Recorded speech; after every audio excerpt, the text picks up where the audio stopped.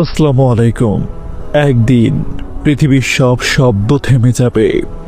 কোনো শহর থাকবে না, কোনো ক্ষমতা থাকবে না, কোনো সম্পদ কাজে আসবে না। মানুষ তখন এক জায়গায় জমা হবে, অসংখ্য মানুষ, শুরু থেকে শেষ পর্যন্ত সব প্রজন্ম। সূর্য নেমে আসবে খুব কাছে, ঘাম মানুষের শরীর ঢেকে ফেলবে। কেউ হাঁটু পর্যন্ত, কেউ বুক পর্যন্ত, কেউ নিচে ঘামে ডুবে যাবে। প্রশ্ন একটাই, আজ বিচার কার পক্ষে? আর সেই দিন মানুষ খুঁজবে একজনকে, যিনি আল্লাহর কাছে সুপারিশ করবেন। সেই দিনই হলো হাসরের ময়দান। ইসলামে অন্যতম গুরুত্বপূর্ণ বিশ্বাস হলো আখিরাত। এই পৃথিবীর জীবন সাময়িক, কিন্তু আসল জীবন শুরু হবে মৃত্যুর পর। কোরআনে বহুবার সেই দিনের কথা বলা হয়েছে, যেদিন সব মানুষকে পুনরায় জীবিত করা হবে। সেই দিনকে বলা হয় ইয়াউমুল কিয়ামা। হাসরের ময়দানে মানুষ দাঁড়াবে আল্লাহর সামনে। কোনো আড়াল থাকবে না, কোনো ক্ষমতা কাজে আসবে না। প্রত্যেক কাজের হিসাব হবে। কিন্তু সেই ভয়ঙ্কর দিনের মাঝেও থাকবে এক আশার আলো, তার নাম সুপারিশ, সাফায়াত। সবকিছু শুরু হবে পুনরুত্থান দিয়ে। ইসরাফিল আলাইহিসসালাম সিংহায় ফুঁক দেবেন। মানুষ কবর থেকে উঠে দাঁড়াবে। কেউ বিস্মিত, কেউ ভীত, কেউ বুঝতেই পারছে না কি ঘটছে। কুরআন বলে, মানুষ বলবে, আমাদেরকে কবর থেকে ওঠালো। তারপর সবাইকে এক বিশাল ময়দানে জড়ো করা হবে। এটাই হাসরের ময়দান।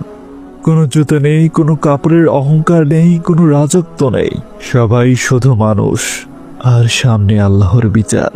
সূর্য তখনও মাথার খুব কাছে। হাদিসে বলা হয়েছে, মানুষ তাদের আমল অনুযায়ী ঘামে ডুবে থাকবে।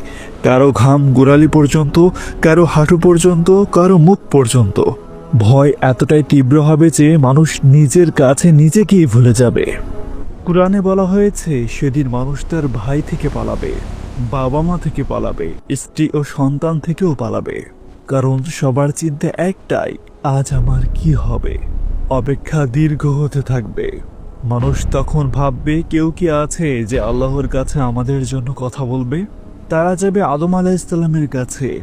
আদম আলাইহিসসালাম বলবেন, আজ আমি নিজেকে নিয়ে চিন্তিত। তারপর তারা যাবে নূহ আলাইহিসসালামের কাছে, তারপর ইব্রাহিম আলাইহিসসালামের কাছে, তারপর মূসা আলাইহিসসালামের কাছে, তারপর ঈসা আলাইহিসসালামের কাছে।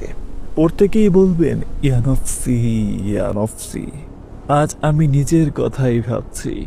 মানুষের উদ্বেগ তখন চরমে পৌঁছে যাবে। শেষে মানুষ যাবে মুহাম্মদ সাল্লাল্লাহু আলাইহি ওয়াসাল্লামের কাছে। তিনি বলবেন, আমি আছি এর জন্য। তিনি আল্লাহর আরশের নিচে সিজদায় পড়ে যাবেন। আল্লাহর প্রশংসা করবেন এমনভাবে যা আগে কেউ কখনো করেনি। তারপর আল্লাহ তাআলা বলবেন, হে মুহাম্মদ, মাথা উঠান। আপনি চান, আপনাকে দেওয়া হবে। সুপারিশ করুন, গ্রহণ করা হবে। এটাই হবে মাকামে মাহমুদ। পুরো মানবজাতি অপেক্ষা করছে, নীরবতা, ভয়, আশা। তারপর শুরু হবে বিচার। আমলনামা দেওয়া হবে, কারো ডান হাতে, কারো বাম হাতে। কেউ আনন্দে কাঁদবে, কেউ হতাশায় ভেঙে পড়বে। সেই দিন সত্য লুকানো যাবে না। একটি ছোট্ট ভালো কাজও সামনে আসবে, একটি অন্যায়ও বাদ যাবে না। আল্লাহ ন্যায় বিচার প্রতিষ্ঠা করবেন, সম্পূর্ণ ন্যায় বিচার। হাসরের ময়দান কেবল একটি ঘটনা নয়, এটি আমাদের জীবনের উদ্দেশ্য মনে করিয়ে দেয়। আজ আমরা যা করছি সবই লেখা হচ্ছে। একদিন আমাদেরও দাঁড়াতে হবে সেই ময়দানে। তখন টাকা কাজে আসবে না, ক্ষমতা কাজে আসবে না, কাজে আসবে শুধু ঈমান ও আমল। তাই ফিরে আসুন রবের দিকে। ভিডিওটি ভালো লাগলে লাইক দিন এবং চ্যানেলটিকে সাবস্ক্রাইব করে দিন।